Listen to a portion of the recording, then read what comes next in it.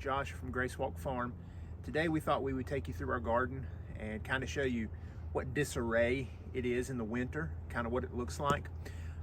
2023 is here, obviously, and so we're preparing our garden now for what we want to see in the spring and the summer and even into fall of this year. And so it's never too early to start thinking about those sorts of things. So if you're kind of like us and you're not sure what your garden's going to look like, or maybe you're overwhelmed because your space doesn't look too good right now, trust me, nothing looks good. For instance, today is a typical January day in western North Carolina. This is pretty much our wet season, our monsoon season, if you will. It's gray, it's wet, in fact it's raining right now. So if you look around, you'll see that we've been doing some work outside. I've got my pitchfork here. We've got crabgrass that has grown around. We've pulled, it doesn't look like it necessarily, but we've probably pulled about 75% of it up already. It's an ongoing battle. It will be something that we battle all year. You never get it all gone. You think you do, but then it rears its ugly head. So one of the things to keep in mind when you're starting your garden season is, what is your plan? What are the things that you want to see happen in your garden? What are the things that you want to plant? What are the foods that you want to grow for your family? It's very important to have a plan of action. I learned in school at an early age that you plan your work and then you work your plan, right? So it's good to have an idea of what you're going to do. That may look different for everybody. For us, we like to sketch out our garden, kind of give an idea of what's going to be where and how we're going to build it, where the beds are going to be, where our cattle panels are going to be. So you can see here, these are our cattle panels. These are 16-foot cattle panels that have been attached to 7-foot T-posts. They are in the ground. These are pretty much permanent. We thought about taking them down at the end of the season last year, but we decided just to leave them up. And so this area right here is our tomato patch. And this is where we're going to have 3 different varieties of tomatoes. We've got 3 different rows, and so we'll have 3 different varieties. We'll do a paste tomato, we'll do a slicing tomato, and then we'll probably have an aisle that's just kind of a hodgepodge, if you will, a mixture of different ones. You'll notice, if you'll walk around here with me, the way we have done it, and this isn't necessarily how you have to do it, but we want to maximize our space.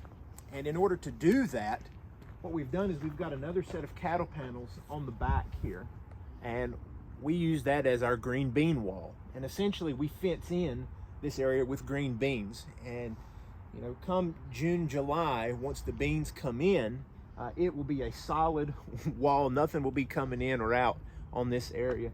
And it's just a way that we can utilize our space more efficiently. But you may find a better way to do it. We thought about actually raising that back panel up maybe another foot or 2, because green beans grow so well, and they just keep growing higher and higher until eventually they fall over the top of the fence and they'll start wrapping up, and it can be a chore to pick your beans that way. But you can see, if your garden looks anything like ours right now, it looks terrible. There's nothing pleasing about this. It's in disarray. But now's the time to get it ready. Now's the time to make your plans on what's going where, when you're going to plant, how you're going to plant, and we're going to take you through that process. So this year, we're going to document every aspect of the garden from beginning to end, and we're hoping that by October or November of this year, we'll be able to put together a montage of beginning to end for the garden, and maybe in like 5, 6, or 7 minutes, you'll be able to see the entire growing season from starting seeds until we're pulling things out of the ground and giving the scraps to the chickens. So follow us along today. We're going to walk through the garden. We're going to show you kind of what it looks like, where things are right now, what our plans are for this year. And towards the end of the video, we're going to talk about seed starting, and we'll have some more videos coming up this week highlighting the things that you're going to need for seed starting, the tools you'll need, the supplies you'll need, when to do it, how to do it, those sorts of things. So I'm going to shoot down this aisle right here. You can just follow along, and we're just going to talk about the garden.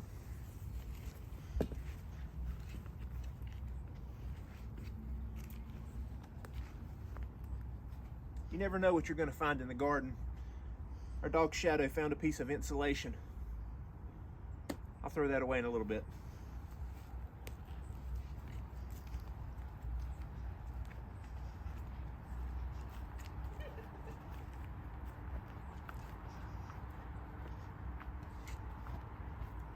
So you can probably already tell there's a difference between the soil from our tomato patch to here. And what this is just wood chips. We signed up online with a local company, and whenever they're in the neighborhood or within the area, if they're doing tree trimming, they'll bring us their wood chips. They're always looking for a place to dump them, and we gladly take them. And if you'll kindly look up this way, you'll see that we have got a big pile of wood chips. And those are going to be put in our walkways. Those will be put on the ground. Those are going to break down, and they're going to help make a really good compost. The soil that we're standing on here in the tomato patch has about 3 years worth of different layers of mulch, wood chips, you name it, and it has really broken down. This is a great area to grow. I think that's why there's so many weeds in the area. Everything loves to grow right here. But that's something to keep in mind. Wood chips are inexpensive. I mean, if you go to a mulch yard and you order a large dump truck load of mulch, you're looking at $400 to $500 for about 10 cubic yards. And that's pretty expensive. That costs nothing. So look for ways that you can save money. Gardening is not always cheap, but there are inexpensive ways that you can find to meet the needs that you're going to have for you and your family. So as you come this way, this particular bed here is our typical bed. This is 4 feet wide. It is 8 feet deep. Excuse me, I should say it's 8 feet long. It's about 10 inches deep. And in this particular bed, we grow herbs. Now, this year it's going to be a little bit different because we may grow some thyme or some basil or some things like that right here. But we're actually going to add a few beds. We're going to show you that and where we're going to do it. Amber is really excited about her medicinal herbs that she's ordered the seeds for. And so we're going to have an area that's dedicated to herbs and medicinal herbs and things of that nature. So we will have more than just one 4x8 bed. But you'll see, like right here, wood chips are great to put in your walkways. They spread out real easy. Sure, there are drawbacks to it. It will encourage pests to come. There is a chance that you could get termites. You got to keep an eye out for things like that. But the same thing can be said for any mulch that you put in your flower beds around your house. You have to spend time outside. You have to spend a little bit of time in the dirt. Know your dirt. Feel your dirt. Check it out. See if it's growing fungus. See if it's full of worms, or if you're bringing in a lot of ants or things like that. That's good information to have. This particular bed right here is a mainstay. We've had this for 3 years now. I don't see us changing it. This is an additional area that we use to grow beans. Last year we grew the Chinese noodle beans on these trellises. They did okay. They didn't do bad, but I wouldn't say they did great. We probably could have done a little bit better there. I don't think we gave them the attention that they quite needed. All this is a regular 16-foot cattle panel. There's 2 of them, and it just arches over. And as you can see, it's got some movement to it. So when you get in there and you start pulling the beans off, it's going to start shaking.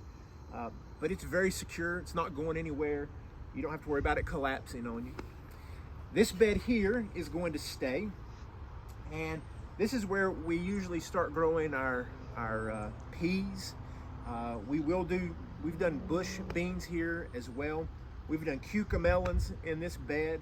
Not 100% sure what's going to go in this bed quite yet, but we are big bean eaters, so I wouldn't be surprised if we do another variety of green beans here later in the summer. But this will probably still be kind of the pea patch. If you look over on the other side, there is another bed identical to this one. Those beds are 16 feet long. They are 4 feet wide. They have 6x6s in the corner. These are very basic beds. I was told when I made them that they were crap, that it wasn't going to work, that they would fall apart, and they may eventually. They're going on a little over 3 years old now, still going strong, and until they break down, guess what? We're going to keep using them. One of the keys to your garden is utilizing what you have. We didn't have a whole lot of money to get started. We didn't have a whole lot of materials to choose from. So what this is, these are actually deck boards. You can see there's two deck boards together. You can go to one of your local home improvement stores, big box stores, maybe it's a Home Depot, maybe it's a Lowe's, maybe it's a Menards, whatever it might be. And most of the time, if you get there early in the morning, you're going to find that they have what's called a coil pack, C-U-L-L, a coil pack. And what they do is they go through their wood pile and they'll pull out the wood that's splintered, broken, warped, twisted, whatever it may be, and they will pull it out and they will sell it at a discount. And that's what this is. This is discount garbage wood, essentially, that was going to be used for nothing else but trash. So we took cheap, inexpensive materials, a lot of it we already had here on the property, and we were able to repurpose it for something else. So it's a great way to save a few dollars. So something else to keep in mind for your garden, it's never a bad idea to do things just because it looks cool or it looks good or that's what you want. This trellis right here, honestly, doesn't serve a whole lot of purpose. We've grown a few things on it. We've grown cucumbers on it, a few other viney type materials, but Amber likes this here because it kind of serves as a gateway into the second part of the garden, which you can see back behind me. And this is an area that I'm going to get her to talk about and explain what her vision is for it. You can see a couple years ago, we bought a bunch of railroad ties, old, used railroad ties. Now, full disclosure, I know that's probably not the greatest thing to grow in. Those logs have been dipped in what's called creosote, which is a boiled tar. So it could leach things into the soil. In fact, we have noticed there are portions of these beds where things will not grow very well. And that's probably because of the material that we used. However, if that's all you have available, you use what you've got. With that being said, we're going to change this area this year, and all of those railroad ties that you see right here are going to be taken up, and we're actually going to use those to make a border around the rest of the garden, all the way down around the pumpkin patch, and we'll get there in just a moment. So I'm going to stop right here, and next time you see somebody, it will be Amber, and she's going to explain what this area is going to be. Hey guys, welcome to part of our backyard garden. This area is probably the one I'm most excited about for 2023 because we're going to give it a complete makeover.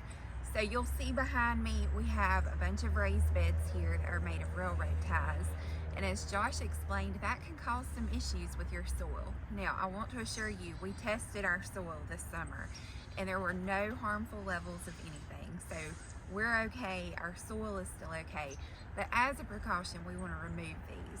And so when we take these out, now we have a huge area here that we can play with, and it happens to be beside my favorite part of the garden, which is the greenhouse that Josh built out of salvaged windows. So in thinking about what I want this area to look like this spring, I think I'm going to completely change the layout from small 4x8 beds to some of the longer 16x4 beds. And we're going to stretch them out, fill this area up, and I'm going to put lots of those big arches up out of cattle panels.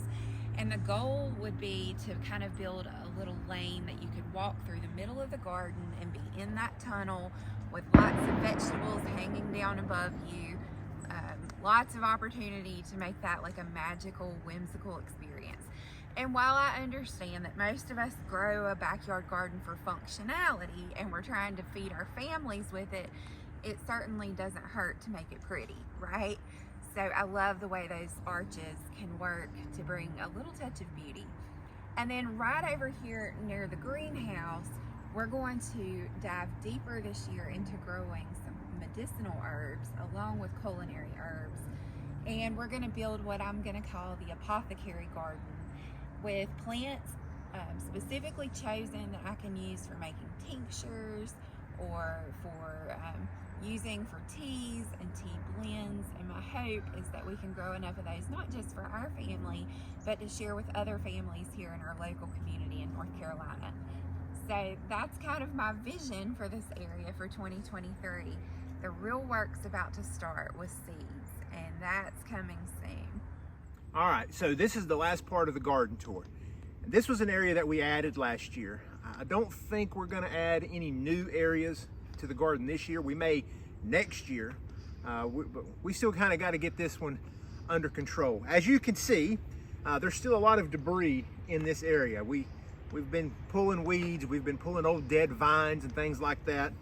Well, you can see right here, that's what all this is. And all these piles are gonna go to our chickens, and they'll break those down. They'll enjoy eating the little bugs and stuff that are in them. That's another advantage of having chickens. If you don't have chickens, other than the fact that eggs are, worth their weight in gold right now, chickens help you break down so many different things, weeds, all sorts of debris that you're gonna have in your garden. They are great little trash compactors to have on your homestead or on your farm. So this area right here was our pumpkin patch last year, and it's about 55 feet long and it's about 50 feet wide. Learned a few things last year. Number one, we put way too many pumpkins in this area. It was severely overcrowded, and because of that, we had lots of vines, but we didn't have a whole lot of fruit. We were hoping that we would have about 200 to 250 pumpkins, and we ended up with about 40. Wasn't a very good harvest, but it was a great learning experience. And listen, homesteading is just that. It's about experience. If you're growing in your garden, if this is your first year, hey, congratulations. Follow along. We are certainly not professionals, but we have learned a few things along the way. And one of the things we learned in the pumpkin patch is about overcrowding. And so this year we're going to do things different. In fact, we're going to do two things differently. Number one, apart from having a border put in to help reduce the weed pressure that comes in from the yard, we're going to grow two different things here. We're going to have an early spring crop here. It may be cabbage. We're not 100% sure what it's going to be yet, but we do know we're going to do two crops. We need to plant pumpkins around the middle of June. We can push it to the end of June, but you don't really want to go much further than that because it takes a long time for pumpkins to grow and mature. So what we're going to do is, obviously we're going to clean this up. We're going to add some more compost to this area to make it a little bit deeper.